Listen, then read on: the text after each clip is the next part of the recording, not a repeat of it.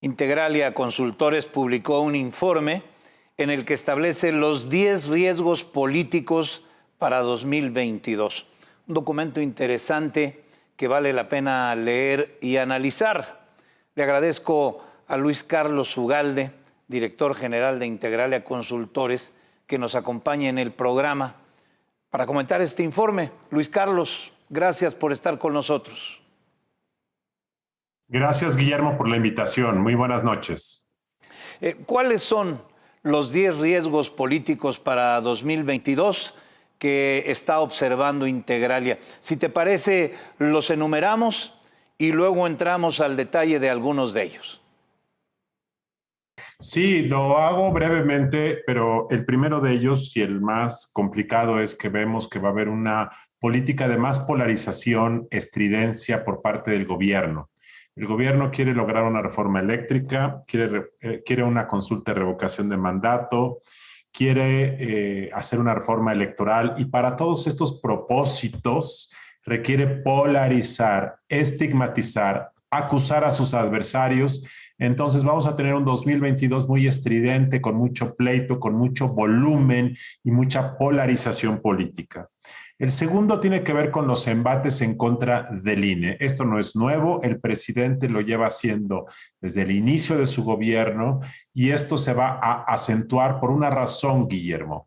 Va a haber una consulta de revocación de mandato que va a ser un fracaso porque no va a participar mucha gente, porque la gente no le ve sentido a esto y esto va a hacer que el presidente culpe al INE y después va a querer hacer una reforma electoral para modificar al INE y eso va a aumentar los embates en contra del INE.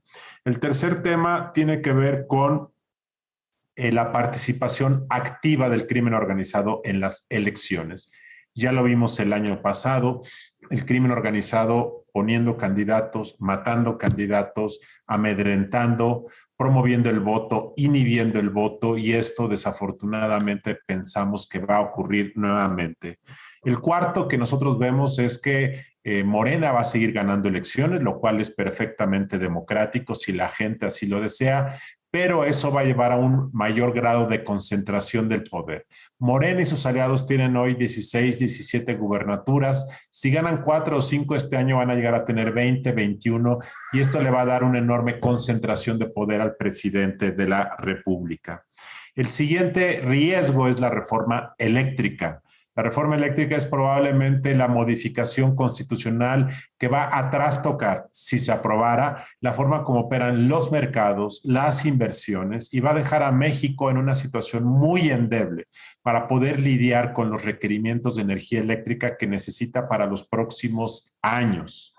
El sexto riesgo que nosotros vemos es el tema de la inseguridad. Esto no es nuevo. Esto lleva con nosotros 15 o 20 años, pero el tema es que no se ha modificado y las tasas de homicidio, de extorsión y de robo siguen siendo muy altos y así será en 2022.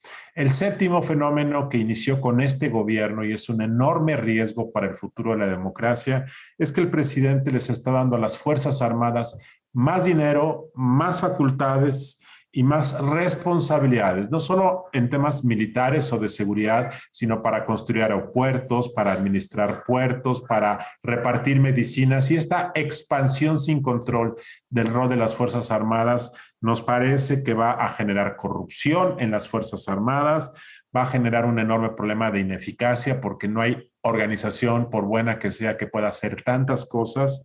Y finalmente va a darle tanto poder a los militares que después los gobiernos civiles van a ser muy dependientes de ellos. Y finalmente los últimos tres riesgos tiene que ver uno con las finanzas públicas frágiles. Este año la economía va a crecer poco esto puede generar una situación de escasez de dinero para el gobierno. Por otra parte está la nueva gobernadora del Banco de México que plantea ver cómo va a manejar la autonomía. Y finalmente hay un último riesgo que mencionamos que tiene que ver con la Suprema Corte. ¿Se mantendrá como independiente o el hecho de que el presidente ya haya nombrado a 4 integrantes, 4 ministras de la Corte, hará que su independencia se diluya? Luis Carlos, dentro de esos 10 riesgos políticos que has mencionado, ustedes establecen 3 con una muy alta probabilidad de ocurrencia. La polarización política auspiciada desde la presidencia, los ataques al INE y la interferencia del crimen organizado en el proceso electoral de este 2022. Parece claro que el presidente no cejará en la descalificación de los adversarios ni en los señalamientos al INE, pero me parece especialmente grave la muy probable intervención del crimen organizado en las elecciones en 6 estados, como ocurrió, ya lo mencionabas tú, en las intermedias de 2021. Mira, Guillermo, el fenómeno del crimen organizado tiene en México varias décadas, pero comúnmente hasta hace poco el crimen organizado era un actor pasivo durante procesos electorales.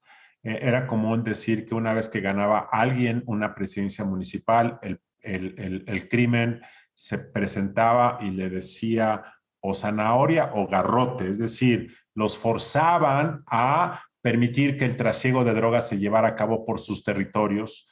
Pero después lo que empezó a pasar es que el crimen organizado, además de pedir que no los interfirieran en sus negocios, empezó a cobrar derecho de piso. Esto es increíble, cobrar derecho de piso a un ayuntamiento y decirle que si quiere funcionar el gobierno, tiene que pagarle 100,000 pesos al crimen organizado, por ejemplo.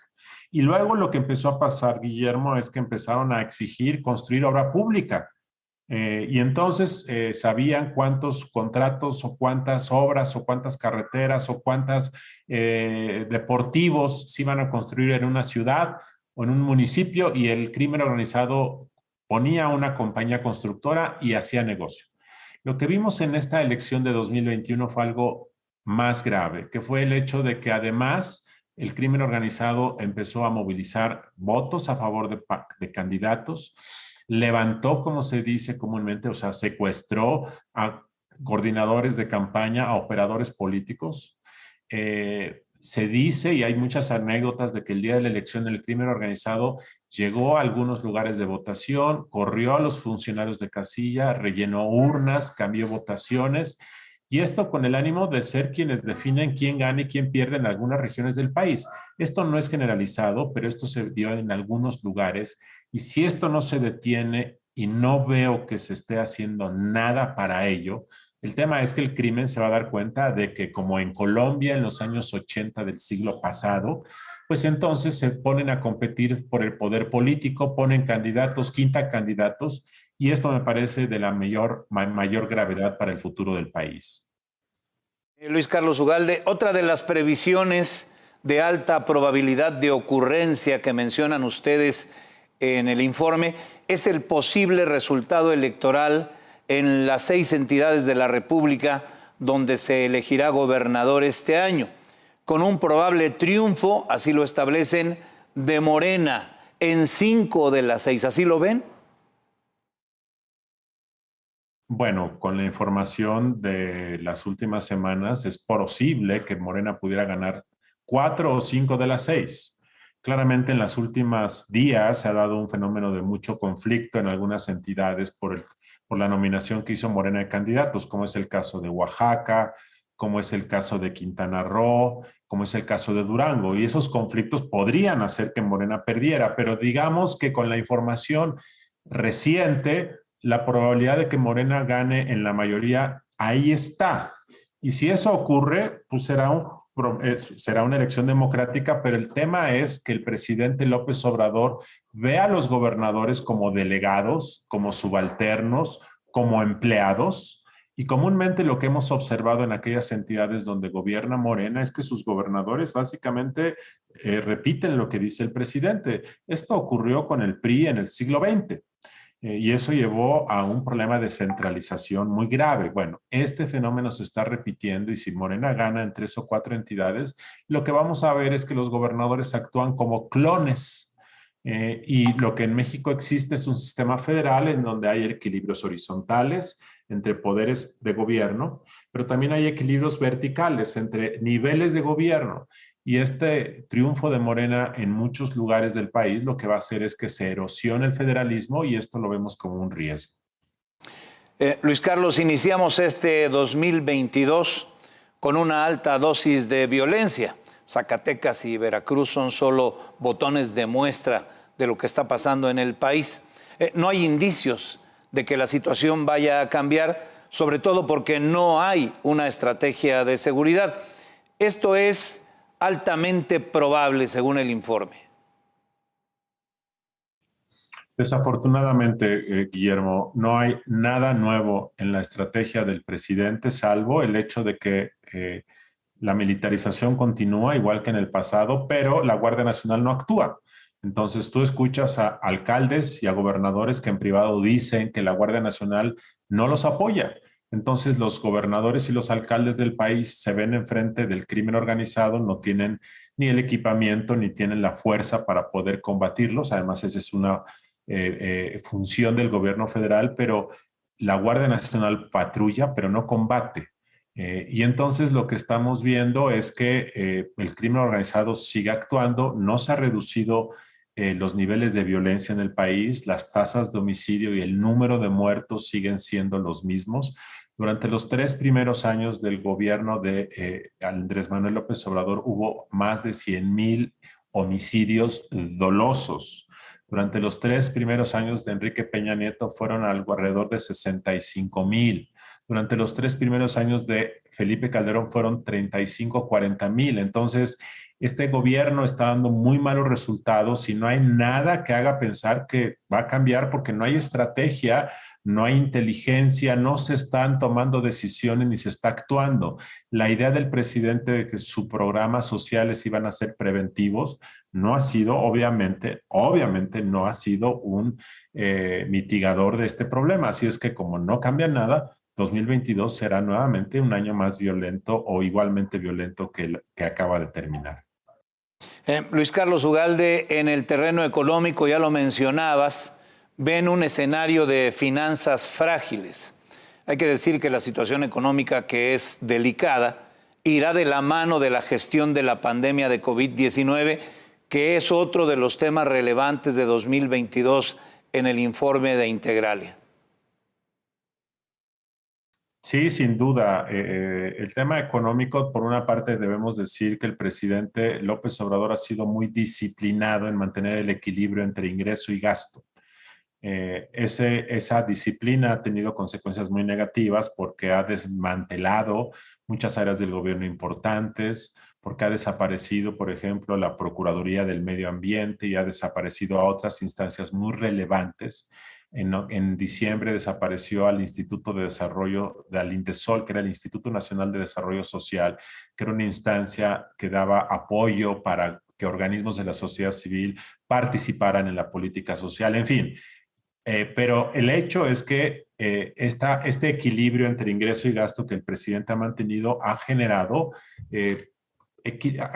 estabilidad macroeconómica con estancamiento. Eso es otra cosa, pero estamos hablando de equilibrio. Sin embargo, en 2022 se va a presentar un crecimiento económico magro, nuevamente crecimientos del 2, 3%, y esto pensamos nosotros va a llevar a que la recaudación sea baja. El gobierno además ya no tiene fondos disponibles como los tuvo durante los 3 primeros años del gobierno. Entonces, va a haber escasez de dinero en el gobierno, el presidente no se va a endeudar, el presidente no va a gastar más de lo que tiene, pero lo que eso va a significar es que va a seguir recortando y recortando programas, proyectos, algunos de los cuales son importantes. Y respecto a la pandemia, pues efectivamente, hoy en la mañana el presidente en su mañanera se burló del Omicron y dijo que era un COVIDcito. El presidente llegó con tos y dijo que no estaba usando cubrebocas. Digo, solamente doy un ejemplo de lo que pasó el día de hoy en la mañana, en donde el presidente mantiene su postura de desdén hacia este tema. Afortunadamente creo yo que este sí será la cuarta y última ola de este problema y seguramente para mediados o el otoño de este año este ya será un problema controlado en el mundo, pero sin embargo sigue habiendo desdén del presidente de la República. Y ya ves en lo que acabó el COVIDcito, resultó que no era una gripa, sino formalmente COVID, lo que tiene el presidente por segunda ocasión, y lo cual lo ha llevado a tener que recluirse. Luis Carlos, entiendo que este informe los 10 riesgos políticos de 2022, está disponible para todo público en el sitio de Integralia. ¿Es así? Este es un reporte que elabora Integralia para sus clientes, los clientes empresariales e inversionistas con los que trabajamos, pero hay una versión ejecutiva que por supuesto está disponible de forma gratuita en el sitio de Integralia, www.integralia.com.mx. Como dije al inicio, es un documento que vale la pena leer y analizar porque nos permite entender cuáles podrían ser los escenarios de riesgo político en este 2022. Luis Carlos Ugalde, muchas gracias por estar con nosotros. Gracias, Guillermo. Muy buenas noches.